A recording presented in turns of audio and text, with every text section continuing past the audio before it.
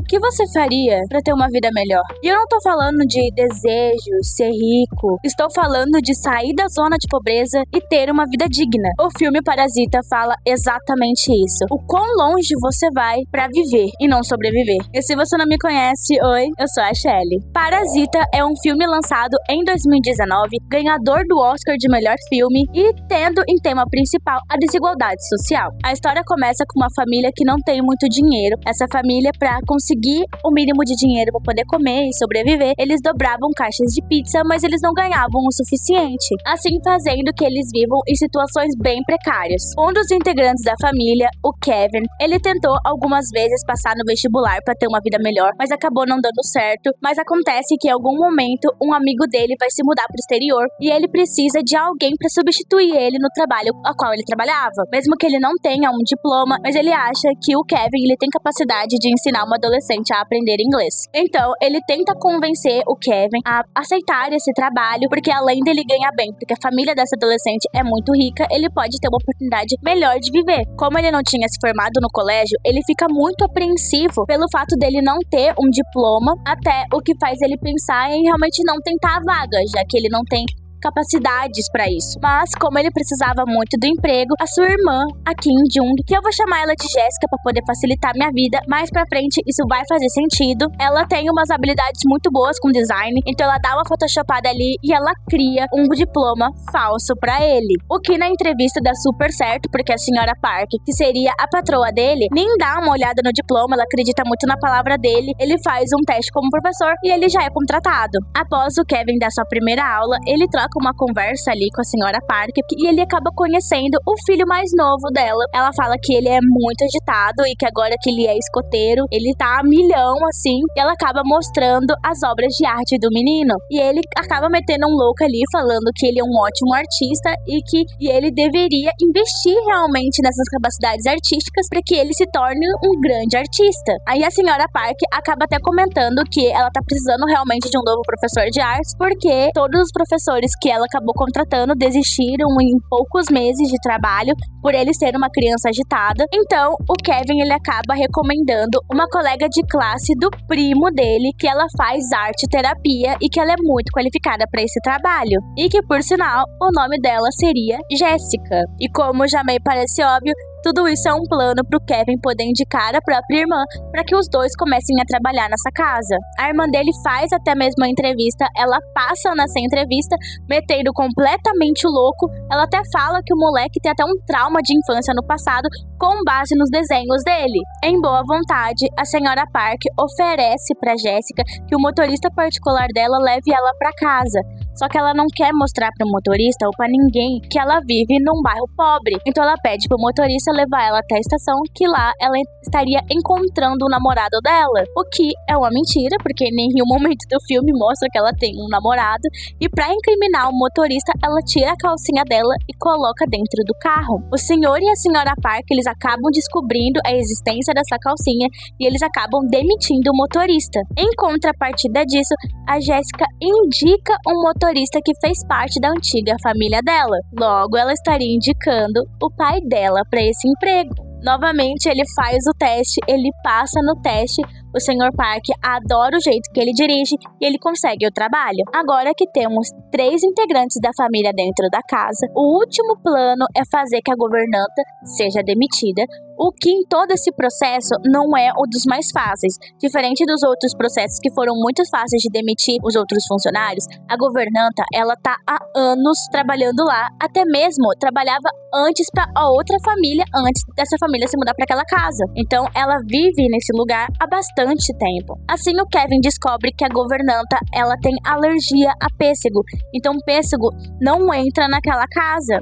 Então eles começam a jogar fiapinhos de pêssego nela e na casa para que ela tenha reações alérgicas. A governanta, ela vai pro hospital porque ela não acredita muito em que pode ser uma alergia, porque normalmente naquela casa nunca tem pêssego. Em contrapartida, o Sr. Kim, ele levou ela até o hospital, ele está lá com ela e ele tira uma foto com ela no telefone e ele fala para a senhora Park que ela falou que ela tinha tuberculose. Quando eles chegam na casa de volta, a governanta começa a tossir muito ela pega o papelzinho que ela tava tossindo e joga no lixo, só que o Sr. Kim coloca ketchup no papel que ela jogou fora e mostra pra Sra. Kim, demonstrando que ela tinha sim tuberculose e que ela tava tossindo sangue. O plano dando certo e a governanta sendo demitida, fazendo assim a última integrante da família fazendo parte ali como funcionária. Um tempo depois, a família Park sai para poder acampar em família, fazendo que os funcionários fiquem lá dentro da casa, cuidando da casa. O que é realmente uma mentira, eles estão lá para luxar um pouquinho, ter um momento de desestresse, aproveitar a luxúria daquele lugar.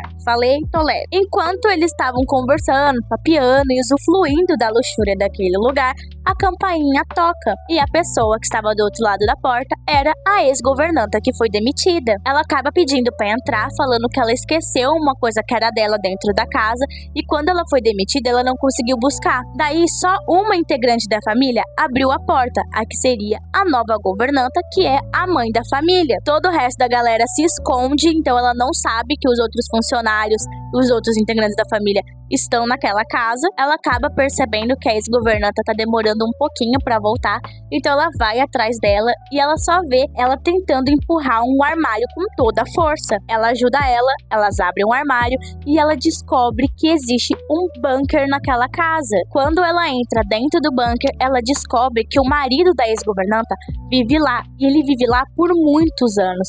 E ele tá lá porque ele tava devendo pra agiota e pra não pipocar, ele tá morando lá e mora lá desde os antigos donos da família que estavam morando naquela casa. Ela implora pra nossa nova governanta, nossa mãe, que ele fique morando lá e que de vez em quando ela o alimente para que ele não seja visto ou morto e afins. E ela oferece até dinheiro pra ela.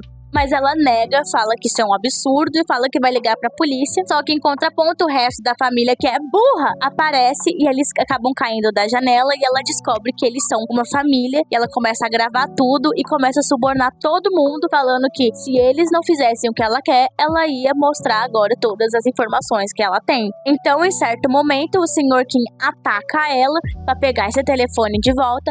Eles conseguem, acaba acontecendo um puta de um caos que acontece lá dentro. Pegam até pêssego e jogam na cara dela pra ela ter reações alérgicas. Aí o telefone toca. Quem é que tá no telefone? É a Sra. Park falando que vai voltar mais cedo. Por conta de uma tempestade, uma chuva muito forte que tá acontecendo naquele dia e eles não conseguiram ir acampar. Todo mundo arruma tudo. A ex-governanta que tá tendo um ataque alérgico botam ela pra dentro do bunker de novo. Eles amarram o marido da ex-governanta e deixam ele lá no bunker. E com contrapartida, o Sr. Kim descobre em que lá embaixo do bunker dava pra controlar a luz lá de cima. E que esse homem que tava lá escondido, normalmente ele fazia códigos Morse, porque ele acreditava que como o irmão mais novo da família, ele é um escoteiro, mais pra frente ele ia poder descobrir que tinha alguém lá no bunker e que ele ia tirar ele de lá. Quando a família Park finalmente chega na casa, eles se escondem e eles acabam escutando uma conversa entre a Sra. Park e o Sr. Park, que eles estavam reclamando do cheiro da família. Quando eles estavam escutando isso, todos eles ficam muito chateados, principalmente o Sr. Kim. Eu acho que na cabeça dele tinha essa ideia de, poxa, eu poderia dar uma vida melhor pra minha família e eu não consigo fazer isso, somos muito pobres e afins. Então ele fica bem puto com a situação. Quando eles finalmente conseguem sair daquela casa sem ninguém perceber, eles voltam pro bairro deles, eles vão pra casa deles e eles percebem que por conta da chuva inundou todo o bairro, fazendo que eles perdessem tudo o que eles têm na casa deles e eles acabam indo dormir num ginásio que provavelmente foi um projeto social, porque várias pessoas dormem lá. Assim, o Kevin também, ele leva a pedra dele, é a única coisa que ele consegue resgatar que é dele da casa, que é uma pedra que ele ganhou do amigo dele, que indicou ele por trabalho, que é uma pedra que era do avô do amigo dele, que fala que é uma pedra de sorte e que traz muita riqueza. Então ele se apega nisso e pra ele é como se fosse um amuleto da sorte. E por conta daquela briga que aconteceu deles colocarem fiapos de pêssego na cara da governanta, ela acaba morrendo. No dia seguinte, a Sra. Park, ela tá organizando uma festa de aniversário pro filho mais novo dela e ela acaba até comentando com a nova governanta, que é a nossa mãe, em que normalmente eles não fazem festas de aniversários dentro de casa, porque no aniversário do filho dele, ele acabou vendo uma pessoa que tava assombrando ele pegou um trauma gigantesco disso, então ele nunca no aniversário dele ele comemora dentro de casa, mas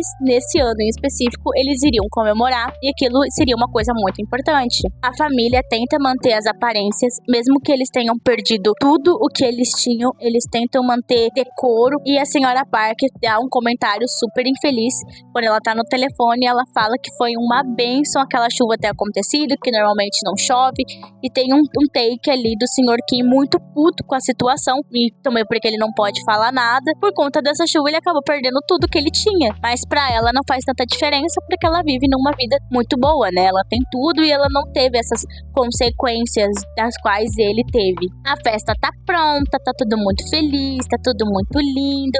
E o Kevin teve a burra ideia de pegar a pedra dele e colocar dentro do bunker. Só que ele não sabia, e nós também não sabíamos, que o ex-marido da governanta tinha se soltado. Então ele vai lá, amarra o Kevin com a própria pedra dele, ele taca na cabeça dele e ele desmaia. Ele pega uma faca e vai até a festa de aniversário, fazendo que o menino mais novo, que já tinha visto ele antes no passado, no aniversário dele passado, acaba desmaiando. Com isso ele pega uma faca e mata a Jéssica. Esse cara, ele tá muito puto porque a esposa dele morreu por consequências dessa família, então ele tá nem aí, ele vai vingar a esposa dele, não interessa, e é por isso que ele acabou esfaqueando a Jéssica. O Kim, em contrapartida, pega o espeto de churrasco, enfia nele e ele vai lá e tenta salvar a Jéssica de alguma forma. Só que o Sr. Parker, ele tá muito puto. Ele manda ele sair de perto da Jéssica pra levar o garotinho até o hospital. Ele não consegue reagir de maneira alguma, porque é a filha dele que tá ali. Ele pega a chave e joga. Na hora que ele joga aquela chave, o ex-marido da governanta cai e morre em cima da chave. Assim, o Kim, ele fica muito puto, porque o Sr. Park, mesmo nessa situação que tá todo mundo, né, machucado, tem coisas acontecendo, ele demonstra nojo pelo ex-marido da governanta. Tipo, ele não tá querendo nem encostar no corpo do cara, mesmo que a chave esteja debaixo dele, ele tá com cheiro ruim, ele tampa o nariz, tipo, mesmo em toda essa situação, ele demonstrando apatia, mesmo até pra salvar o próprio filho dele. Assim, o Kim fica muito puto, ele pega a faca e acaba matando o Sr. Parker. Um tempo se passa e pelo problema na cabeça que o Kevin teve, ele se esquece de tudo o que aconteceu, ele acaba descobrindo que a irmã dele morreu e ele e a mãe dele são condenados na justiça por causa de fraude. Eles acabam sendo autorizados por liberdade condicional por causa do incidente traumático que aconteceu com eles e que eles também não foram condenados por isso, porque eles estavam agindo de legítima defesa. Os detetives ficam seguindo ele, achando que ele de alguma forma vai levar eles ao pai dele, só que não acontece muito, porque ele não se lembra de muito do que aconteceu. Então, em algum certo momento, os detetives param de seguir ele, mas em um dia específico, ele vai até uma montanha para observar a casa que tudo aconteceu. Tipo, isso acabou passando no jornal, então ele sabia que isso fazia parte da história dele, ele foi lá observar. Ele acaba descobrindo que à noite, as luzes ficavam piscando em código Morse. Ele consegue transcrever esse código Morse e manda uma carta pro pai dele, dizendo que ele vai conseguir vencer na vida e que ele vai conseguir comprar aquela casa para dar liberdade para ele. E assim, o final da história é ele cumprindo essa promessa. Ele compra a casa e finalmente o pai dele pode ter uma certa liberdade, pelo menos dentro da própria casa. O que eu gosto nesse filme é realmente as trocas de perspectivas, como por exemplo o incidente da chuva, em que a senhora Park acha que aquilo era uma bênção, e pro lado da família Kim, eles perderam tudo o que eles tinham, eles viviam em situações completamente precárias, e realmente pra senhora Park não teve nenhuma consequência de fato. A chuva só fez que ela não tivesse um acampamento com a própria família. A família Park literalmente tendo aversão a pobre, literalmente pobre, sai daqui, não quero chegar perto. Isso acaba sendo completamente desconfortável pra você que tá assistindo. Eles com certeza na vida real seriam aquelas pessoas que reclamariam de pobre no Twitter, tipo assim, o famoso chuta pobre. Eles seriam esse tipo de pessoa, acho que com total certeza. Eu até acho compreensível o senhor Kim ficar puto com a situação, porque eu também ficaria, mas o filme realmente traz uma crítica social muito bem feita sobre como tem famílias que têm tudo e tem outras famílias que não têm nada. E demonstra claramente o desespero de você não ter uma vida digna, você não ter nem o básico para sobreviver. Então faz até sentido o que eles fizeram quando a família foi acampar, e eles ficaram lá pelo menos curtindo um pouquinho do luxo, para eles terem um pouquinho na cabeça de eu não vou pensar no que eu vou comer no dia seguinte, sabe? Esses pensamentos que eles tinham todos os dias da vida deles. Pode ter uma pergunta para saber realmente quem é o pai Parasita, mas eu acho que a pergunta que a gente deva perguntar com esse filme é: por que tem tantas famílias que tem tudo e tem outras famílias que não tem nem o básico? Mas a casa já tinha um parasita muito antes da família ser infiltrada. Aquele cara, ele vive literalmente naquela casa por tanto tempo que uma família viveu lá, se mudou e veio uma outra família vivendo lá que nem sabia da existência daquele bunker. Mas a família também foi entrando aos poucos, eles também foram se tornando os parasitas da história. Mas no final da conta, quem é os parasitas? Mas eu realmente acho que todo mundo nessa história é vítima. Só que eu acho que o marido da ex-governanta, ele é um pouquinho menos vítima, mas eu acho que ele também é vítima. Um pouquinho menos, mas ele é um pouquinho sim. Então é isso, se você gostou de mim, por favor, dê um like, se inscreva nesse canal, porque são coisas muito importantes pra mim. E se você assistir esse filme, comenta aí nos comentários que eu vou adorar falar com vocês sobre. Um beijo.